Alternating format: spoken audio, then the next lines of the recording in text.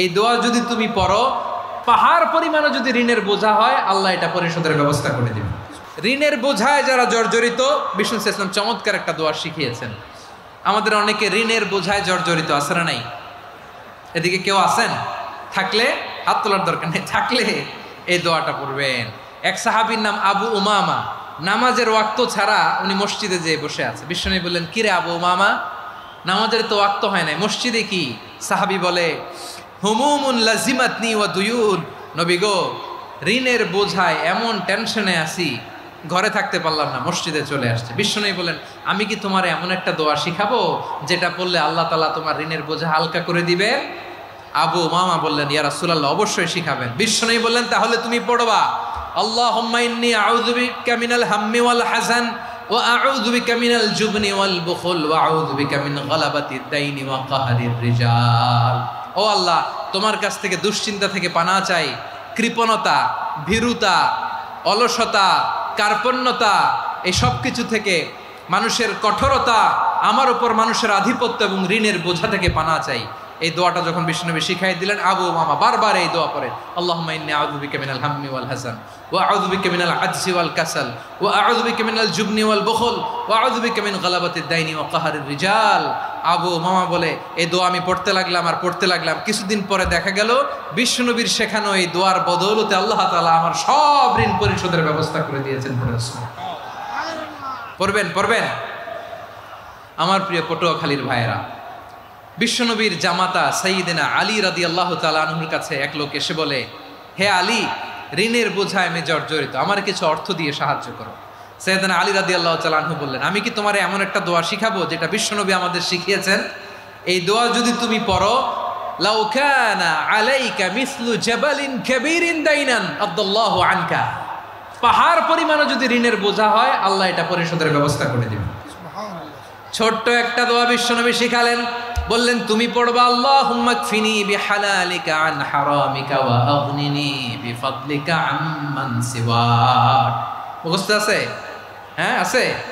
আল্লাহুম্মা কফিনি বিহালালিকা আন হারামিক, আল্লাহ তোমার হালাল দিয়ে আমাকে পরিতুষ্ট করো, হারাম থেকে বাঁচিয়ে রাখো, আর তোমার অনুগ্রহে মানুষের মুখাপেক্ষী যেন আমি না হই, আমি যেন সবসময় তোমার মুখাপেক্ষী হয়, ওই তৌফিক দিও। সুবহানাল্লাহ পড়েন। এবার আমাদের জীবনে দুশ্চিন্তা আছে না নাই বলেন? Tension, hyper tension, anxiety, depression, চিন্তা, টেনশন নাই, এরকম কে কে আছে দেখি? হাত তোলেন। ওই যে হাত তুলছে এক আল্লাহর ওলি, ওই যে। টেনশন নাই তোমার? না বুঝে তুলছে, জোকের চোটে, জোশের ঠেলায় ধাক্কায় তুলে ফেলছে। সবার জীবনে টেনশন আছে না নাই?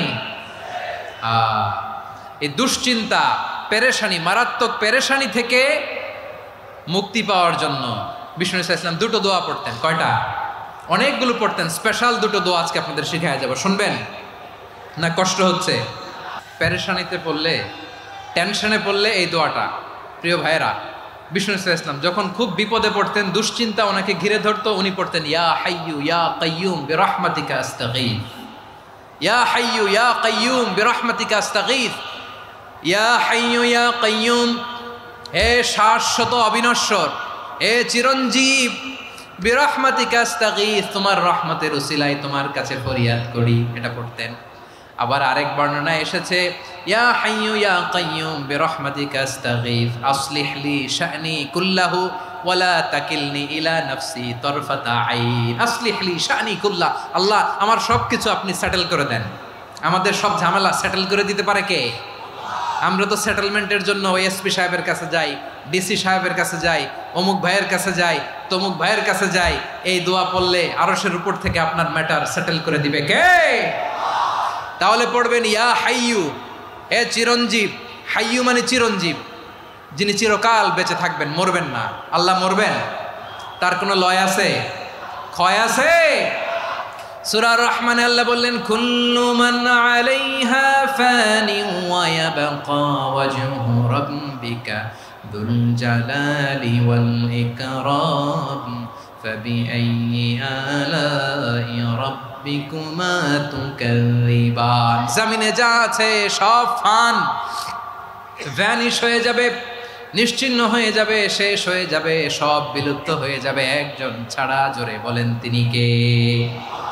ইয়া হাইয়ু, আমার সাথে আওয়াজ করে পড়েন, ইয়া হাইয়ু, ইয়া কাইয়ুম, ইয়া হাইয়ু, ইয়া কাইয়ুম বিরহমাতিকা আস্তাগীথ আসলিহ লি শা'নি কুল্লা ওয়ালা তাকিলনি ইলা নাফসি তরফাতা আইন। এভাবে দোয়া করলে আপনাকে বিপদ মুক্ত করবে কে?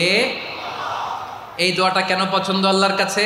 কারণ এখানে আল্লাহর দুইটা সুন্দর নাম আছে, গুণবাচক নাম, আল হাই, আল কাইয়ুম, এই দুটো নাম আছে এখানে। আবার এই দুইটা আয়াতুল কুরসির অংশ। আয়াতুল কুরসির শুরুতে এটা আছে না নাই? হ্যাঁ, আছে না নাই?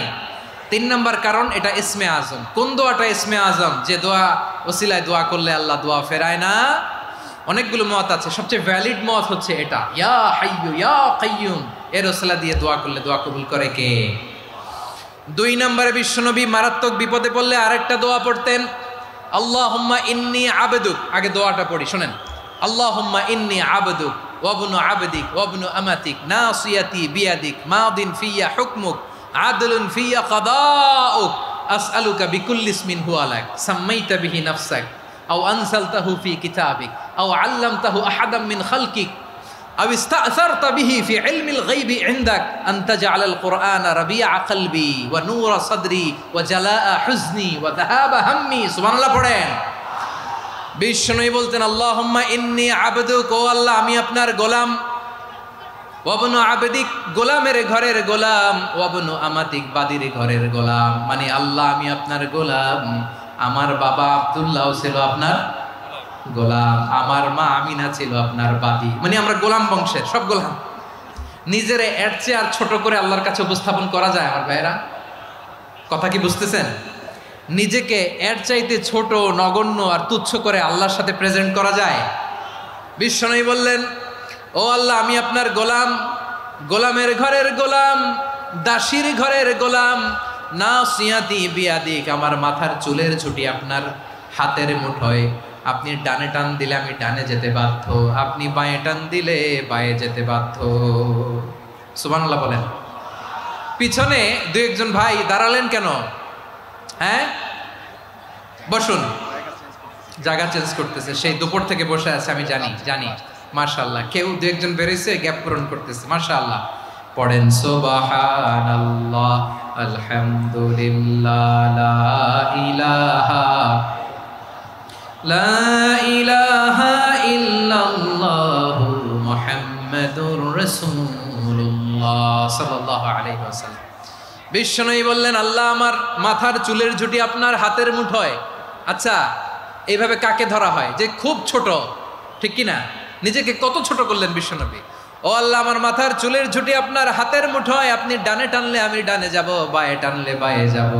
আল্লাহ আসআলুকা বিকুল্লি ইসমিন হুয়া লাক নাসিয়াতি বিয়াদিক মাদিন ফিয়া হুকমুক, আপনার নির্দেশ আমার উপর কার্যকর হবেই হবে। আদলুন ফিয়া কাদাউক, আপনার ফয়সালা, যেই ফয়সালাই আপনি আমার জন্য করেন এটাই ইনসাফ। সুবহানাল্লাহ বলেন।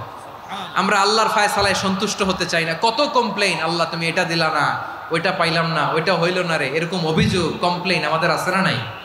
আর বিশ্বনবী বলতেন, আদলুন ফিয়া কাদাউক, আল্লাহ আমার জন্য তোমার যেটা ফয়সালা এটাই সবচেয়ে শ্রেষ্ঠ ইনসাফ, এর চেয়ে ইনসাফ আর হতে পারে? এভাবে কায়মান বাক্যে আল্লাহর কাছে বিশ্বনবী দোয়া করতেন। এরপরে বিশ্বনবী বললেন, আল্লাহ তোমার যত নাম আছে সব নামের ওসিলায় দোয়া করি, যে নাম তুমি আমাদেরকে জানিয়েছো, যে নাম তুমি আমাদেরকে জানাও নাই, যে নাম তুমি কোরআনে নাজিল করেছো, যে নাম নাজিল করো নাই, যে নাম শুধু নবীদেরকে জানিয়েছো। আর আল্লাহর এমন কিছু চমৎকার চমৎকার সুন্দর সুন্দর নাম আছে, এই নামগুলো রব্বুল আলামিন কাউকে জানাবে না। সুবহানাল্লাহ বলেন। আমরা তো 99 নাম জানি, 100 নাম জানি আল্লাহর, কিন্তু আল্লাহর এমনও কিছু নাম আছে যেগুলো আল্লাহ বিশ্বনবীরও জানায় নেই। এগুলো আল্লাহ ইলমুল গায়বে রেখে দিয়েছেন। দোয়ার সময় বলবেন, আল্লাহ তোমার যেই নামগুলো জানি, যেগুলো জানি না, যেগুলো কোরআনে আছে, যেগুলো নাই, যেগুলো নবীরে খাসভাবে জানাইছো ওগুলোর উসিলায়, যেগুলো কোনোদিন জানাবাও না, তোমার ওই নামের উসিলাও তোমার কাছে চাই।